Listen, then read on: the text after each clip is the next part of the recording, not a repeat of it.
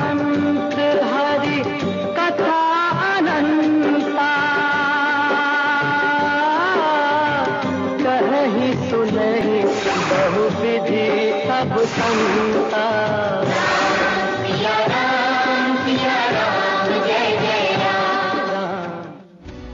तो आज के दिन क्या कहती हैं आपकी राशियां, आज के दिन आप क्या करें क्या ना करें, इन सबको जानने के लिए हर दिन की तरह जाने माने ज्योतिषाचार्य जैसा आपको मालूम है पंडित वैभवनाथ शर्मा जी हमारे साथ स्टूडियो में उपस्थित हैं। हमारा टेलीफोन नंबर आपकी टेलीविजन स्क्रीन पर लगातार फ्लैश होगा 0120 नोएडा का कोड 2515341 और 342, ये 2 फोन नंबर आपकी सुविधा के लिए। साथ ही एक ऐसी कथा आज पंडित जी आपको सुनाने वाले हैं जिससे सुनने मात्र से ही आपकी किस्मत बदल सकती है। पंडित जी क्या है ये कथा और इसकी महिमा क्या है? जी पंकज जी, आज जो मैं कथा बताने वाला हूं, यूं तो हम लोग ग्रह नक्षत्रों और राशियों के बारे में रोज बात करते हैं। आज मैं आपको राशिफल भी बताऊंगा, लेकिन आज आपका जो भी उपाय बताऊंगा मैं एक कथा के माध्यम से बताऊंगा, जिस कथा को सुनने मात्र से जिस देवता के अधीन सारे ग्रह नक्षत्र है, सारे पिंड है, आज हम लोग उसकी चर्चा करेंगे। यूं तो हमारे यहाँ जो भी सारे ग्रंथ हैं, जो भी सारे साहित्य है, वो सारी प्रेरक कथाओं से परिपूर्ण है, लेकिन रामचरितमानस का, इन सब में रामचरितमानस का अपना एक अलग स्थान है। जैसे मैंने पहले भी बताया, रामचरितमानस का जो शाब्दिक अर्थ है रामचरित इति मानस, अर्थात रामचरित को अपने मानस में धारण करना, उन्हें अपने मानस के में धारण करके अपने जीवन चरित्र में आचरण करना, यही असली में रामचरितमानस है। तो आज मैं आपको बताने वाला हूं कि रामचरित में ऐसी बहुत सारी कथाएं हैं, छोटी छोटी प्रेरक कथाएं हैं, आप उनका अपने जीवन में कैसे लाभ ले सकते हैं, आपको आपके जीवन के महत्वपूर्ण मोड़ पर वो किस जगह कैसी प्रेरणा देती है, आज हम इस पे चर्चा करेंगे। पंडित जी इसी कथा में अगर हम जिक्र करें जो आप सुनाने जा रहे हैं, उसमें चौपाइयां भी हैं, उनका भी अपनी महिमा है। जी बिल्कुल, देखिए रामचरितमानस में जो 24,000 चौपाइयां हैं, वो समझ लीजिए कि वो प्रत्यक्ष रामबाण है। आपकी हर समस्या का निदान तुलसीदास जी ने बहुत ही सहज स्वरूप में उन्होंने एक सीधी सी लाइन में दे दिया है। तो आज मैं कुछ ऐसी सिर्फ 2 चौपाइयां आपको बताने वाला हूं, ऐसी 2 पंक्तियां जिसमें आज के समय में, आज के परिवेश में किसी भी व्यक्ति के जीवन का सारा सार छुपा हुआ है। किस व्यक्ति को कैसा आचरण करना चाहिए अपने परिवार में आज जब आप गृहस्थ होते हैं, इन 2 चौपाइयों में, इन 2 पंक्तियों में आपके जीवन का सार है। तो इस कथा को सुन लेना, श्रवण कर लेना ही। देखिए, भगवत प्रसंग करना किसी भी व्यक्ति के जीवन में बहुत ही सौभाग्य से मिलता है। जब आपके जन्म जन्मांतर के पुण्य उदित होते हैं, तब आपको श्री रामचरितमानस या राम कथा सुनने का अवसर मिलता है। तो यह अवसर आज आपको मिल रहा है IBN 7 के माध्यम से, तो इस अवसर को जाने मत दीजिए। जिस देवता के अधीन सारे पिंड हैं, सारे ग्रह नक्षत्र हैं, उनका श्रवण करना, उनकी कथा करना, उनके बारे में चर्चा करना, भगवत प्रसंग करना आपके जीवन को बहुत उत्तम बना सकता है। तो पंडित जी हम चाहेंगे कि वो जो चौपाई है वो टेलीविजन स्क्रीन पर दर्शकों की सुविधा के लिए आ रही है, अगर आप वो पंकज जी चौपाई से शुरुआत ना करें, अगर हम लोग कथा की शुरुआत करें तो ज्यादा अच्छा होगा। जी बिल्कुल। देखिए, ये संस्मरण कब का है, जब किष्किंधा में भगवान श्री राम माँ सीता को तलाश रहे थे। उन्होंने जगह जगह खोज कर ली। जब उनको ये पता चल गया कि रावण ने हरण कर लिया है उनकी पत्नी को, और वो लगातार हनुमान जी के साथ, अपने भ्राता लक्ष्मण जी के साथ माँ सीता की खोज में थे, तो आगे जाकर के किष्किंधा में उनको मिलते हैं सुग्रीव। सुग्रीव से उन्होंने सहायता मांगी। सुग्रीव ने कहा कि प्रभु, मैं आपकी सहायता करने में सामर्थ्यवान हूं, लेकिन मेरा सारा राजपाट, मेरी सेना जो है मेरे भाई ने छल ली है। अब ये आप सोचिए कि ऐसी क्या परिस्थिति रही होगी। भगवान श्री राम बाली का जिक्र जी बिल्कुल, अगर भगवान श्री राम चाहते तो जाकर के बाली से भी समर्थन मांग सकते थे, लेकिन उन्होंने सुग्रीव से समर्थन मांगा। और ऐसी क्या परिस्थिति थी कि उन्होंने उस परिस्थिति में बाली का वध किया। और जिस समय जब बाली का वध होता है, और वो जो संवाद है भगवान श्री राम के बीच में और भगवान श्री राम और बाली के बीच का जो संवाद है, वो सबसे महत्वपूर्ण संवाद माना जाता है। इस संवाद को सुन लेना, समझ लेना किसी भी व्यक्ति के लिए बहुत ज्यादा महत्वपूर्ण है। जी देखिए, ये जो संवाद है, ये किसी भी जीवन, आज के समय में, आज के परिवेश में किसी भी मनुष्य के लिए बहुत महत्वपूर्ण है। जब भगवान श्री राम ने बाली का वध किया, तो बाली ने बहुत एक सामान्य सा प्रश्न किया। किसी भी व्यक्ति के मन में यह बात आ सकती है। बाली ने प्रश्न किया कि प्रभु, मैं वैरी सुग्रीव प्यारा, उसने सीधे से बात कही, आपने मुझे मार दिया, मैं बैरी सुग्रीव प्यारा, कारण कवन नाथ मोहि मारा। एक बार आप फिर से चौपाइयों पर ध्यान दीजिए। बाली ने भगवान श्री राम से पूछा, प्रभु मैं बैरी सुग्रीव प्यारा, कारण कवन नाथ मोहि मारा, अर्थात मैं बैरी हो गया, सुग्रीव प्यारा हो गया, आपको सेना की सहायता चाहिए थी, कोई मदद चाहिए थी। किष्किंधा का नरेश मैं हूं, मैं राजा हूं, मेरे पास सेना है, आप मुझसे मांग सकते थे। उसके प्रत्युत्तर में भगवान श्री राम ने जो जवाब दिया वो बहुत ही महत्वपूर्ण बिल्कुल जवाब उसके है। बारे में जानेंगे पंडित जी। राशियों को हम न भूलें, राशियों के सफर की भी शुरुआत करते हैं, साथ ही साथ उत्तर क्या दिया भगवान श्री राम ने वो जानेंगे हम पंडित जी से। लेकिन एरीज यानी मेष राशि की शुरुआत करते हैं। मेष राशि वाले जातक लोगों के लिए कोई अप्रिय सूचना आपको मानसिक अस्थिरता प्रदान कर सकती है, तो आज के दिन बहुत ही धैर्य रखना होगा। परिवार में बड़े बुजुर्गों का आशीर्वाद आपको बहुत ज्यादा लाभ दे सकता है, तो आज उनका आशीर्वाद लें। कार्य की रुकावट से तनाव बताने दीजिए। तो चलिए मेष राशि के बाद अब दूसरी राशि आती है टॉरस यानी कि वृषभ राशि। वृषभ राशि वाले जातक लोगों के लिए नौकरी में किसी सहकर्मी के व्यवहार से दिक्कत दिखाई देती है, तो आज की दिनचर्या में आपको अपना व्यवहार बहुत ही सौम्य रखना है। आज के दिन ओम प्रभवाय नमः मंत्र का 108 बार जाप कर लें। दक्षिण मुख बैठ करके भोजन न करें। चलिए दो राशियां हुई, जेमिनाई यानी मिथुन राशि, ये तीसरी राशि है। इसके जातकों के लिए पंडित जी का क्या कहना है, आइए उन्हीं से जानते हैं। मिथुन राशि वाले जातक लोगों के लिए प्रेम संबंधों के लिए ये समय बहुत विपरीत है, तो आज की दिनचर्या में आपको अपना पूरा ध्यान अपने कार्य क्षेत्र में लगाना है। वाहन चलाने में सावधानी बरतें, मानसिक तनाव से बचने का प्रयास करें। तो चलिए इस तरह से तीन राशियां हुई हैं और अब पंडित जी ने हमें बताना यह है कि जब बाली ने कहा कि जो सहायता आपने सुग्रीव से ली, मेरा वध क्यों किया, तो उसका उत्तर मतलब मुझे क्यों मारा, उसका उत्तर भगवान श्री राम ने क्या दिया, पंडित जी से आप वो जान लें। जी बिल्कुल, देखिए एक बार हम लोग फिर से कथा पे लौटते हैं। बाली ने वहां प्रश्न किया कि मैं वैरी सुग्रीव प्यारा, कारण कवन नाथ मोहि मारा, आपने मुझे मार दिया, कारण क्या था उसका, कुछ मुझे कारण तो बताइए। तो प्रत्युत्तर में मर्यादा पुरुषोत्तम श्री राम ने कहा कि मैं आपको बताता हूं, जो उन्होंने बातें कही वो उनकी मर्यादा दर्शाती है।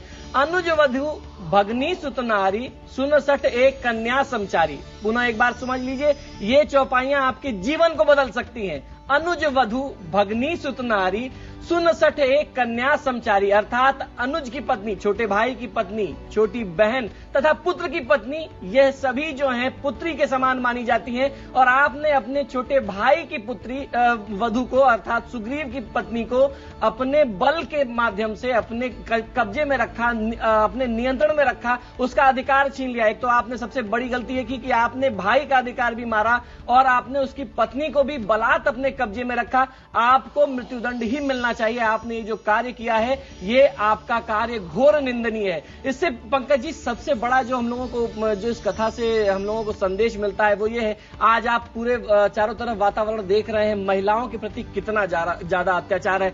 हर व्यक्ति मद में डूबा हुआ है। रुपए पैसे का जो इतना आजकल घमंड हो गया है लोगों को, वो किसी भी व्यक्ति के लिए, किसी भी जीव के लिए बहुत ज्यादा घातक हो सकता है। आप कितने भी बली हो, आप बाली की तरह बली हो, लेकिन आपको अपने बल का अभिमान नहीं करना चाहिए। आपको अपनी परिस्थितियों का, अपने रिसोर्सेज का कभी गलत प्रयोग नहीं करना चाहिए। आपको महिलाओं का हमेशा सादर सम्मान करना चाहिए। और दूसरा इसका अर्थ सीधा सीधा ये कि जिस भी घर में, जिस भी परिवार में गृह लक्ष्मी का अपमान होता है, उसको दबाव में रखा जाता है, नियंत्रण में रखा जाता है, उस व्यक्ति का, उस परिवार का बाली जैसा हश्र होता है। कितनी खूबसूरत कथा पंडित जी ने, कितना खूबसूरत प्रसंग सुनाया और उसकी महिमा भी पंडित जी ने हमें बताई। कुछ और जानेंगे उनसे, लेकिन राशियों के सफर को भी धीरे धीरे आगे बढ़ाते हैं। कैंसर यानी कि कर्क राशि की बारी अब आती है। कर्क राशि वाले जातक लोगों के लिए यात्रा हो सकती है आज की दिनचर्या में, और ये यात्रा आपको बहुत अच्छा लाभ देगी। आज के दिन को सफल बनाने के लिए ओम संभवाय नमः मंत्र का 108 बार जाप कर लेना आपको लाभ देगा। अन्न का अनादर, अन्नपूर्णा का अनादर आज की दिनचर्या में न करें। और अब बारी आती है लियो यानी कि सिंह राशि की। इनके जातकों के लिए पंडित जी क्या कहेंगे आप? सिंह राशि वाले जातक लोगों के लिए प्रेम संबंधों में भाग्य का सहयोग आज मिलने वाला है, तो आज के दिन आप अपने भाग्य को आजमा सकते हैं। साथ ही साथ काम को भी बना करके रखें। नियमित रूप से व्यायाम करते रहें। पारिवारिक जिम्मेदारियों से मुंह नहीं मोड़ना चाहिए आज। और अब वर्गो यानी कि कन्या राशि। कन्या राशि वाले जातक लोगों के लिए समस्याओं के समाधान के अवसर मिलने वाले हैं। आपके समक्ष आज की दिनचर्या में कई सारी समस्याएं आएंगी, एक एक करके आप उनको समाधान करिए, बहुत अच्छा लाभ मिलेगा। जल्दीबाजी में नियंत्रण न करें और अपने व्यवहार को बहुत ही सौम्य रखना चाहिए। 25155341 ये एक नंबर और 342 ये दूसरा नंबर है। 0120 नोएडा का कोड लगाइए, पंडित जी से सीधे बात कीजिए। अपनी डेट ऑफ बर्थ, जन्म का समय बताना न भूलें और फिर अपने जीवन से संबंधित कुछ भी भविष्य के बारे में आप जानना चाहते हैं पंडित जी से पूछ सकते हैं। सुनीता है दिल्ली से। सुनीता, जल्दी से डिटेल्स दीजिए और फिर प्रश्न करिए। नमस्कार पंडित जी। जी नमस्कार सुनीता जी। मैं अपनी बेटी के लिए पूछना चाहती हूँ कि डेट ऑफ बर्थ है 19 अक्टूबर 1984। जन्म समय है 4:55 शाम का। जन्म स्थान है फिरोजाबाद। जी।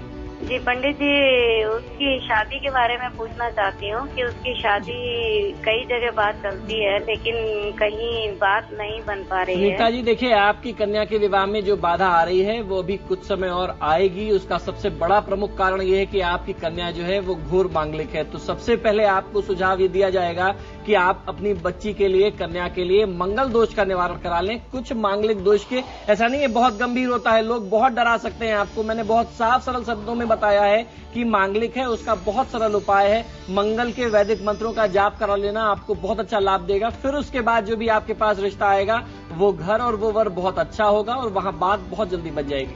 आशा शर्मा है हमारे साथ, मध्य प्रदेश से हमें फोन कर रही है। आशा जी, डिटेल्स दीजिए, डेट ऑफ बर्थ और जन्म का समय और साथ ही क्वेश्चन क्या है, आपका सवाल क्या है? पीतमपुर से बोल रही हूँ। जी जी। उसका जन्म समय है रात्रि को 12:49 पे जी।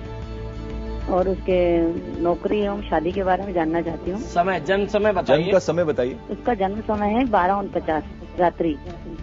तारीख बता दें। तारीख 1/9/87। जी देखिए, आपके बच्चे की कुंडली के अनुसार ये दशा बहुत उत्तम दशा चल रही है, बुध की महादशा है। इस समय में यदि आप इसके लिए कुछ भगवान गणेश की आराधना कर लेते हैं तो बहुत अच्छा लाभ मिलेगा। कार्य व्यवसाय से जुड़ा कोई मामला और स्वास्थ्य संबंधी कुछ समस्या दिखाई देती है इनकी कुंडली के अनुसार, तो इस समय में भगवान गणपति की आराधना कर लेना, ओम गंगणपतये नमः मंत्र का जाप कर लेना, इनकी समस्त बाधाओं का निदान होगा। तो चलिए, ब्रेक का वक्त हो रहा है लेकिन दो राशियां जल्दी से हम ले लेते हैं पंडित जी। लिब्रा यानी तुला राशि। जी बिल्कुल, तुला राशि वाले जातक लोगों के लिए आय के जरिए आज की दिनचर्या में आपके आय के माध्यम एक से अधिक हो सकते हैं। तो आज के दिन आपको अपने आय के स्रोत को और बढ़ाने पर विचार करना है। ओम निधये अव्ययाय नमः मंत्र का 108 बार जाप कर लेना और किसी को कटु वचन न बोलना आपको बहुत अच्छा लाभ देगा। वहीं वृश्चिक राशि वाले जातक लोगों के लिए कार्य क्षेत्र में उतार चढ़ाव रह सकता है, जिससे आपको जरा भी घबराना नहीं चाहिए। ओम प्रभवे नमः मंत्र का 108 बार जाप कर लें और उसके साथ साथ मादक पदार्थों के सेवन से आज के दिन आप बहुत ज्यादा दूरी रखें। तो चलिए, कुछ और राशियां भी बाकी बची हैं, कुछ दर्शकों से हमें बात करनी है और पंडित जी आज बहुत ही रोचक प्रसंग कहानी हमें सुना रहे हैं और उसकी महिमा हमें बता रहे हैं, वो भी पंडित जी से जानेंगे। एक छोटा सा ब्रेक, फौरन हाजिर होते हैं, कहीं मत जाइएगा।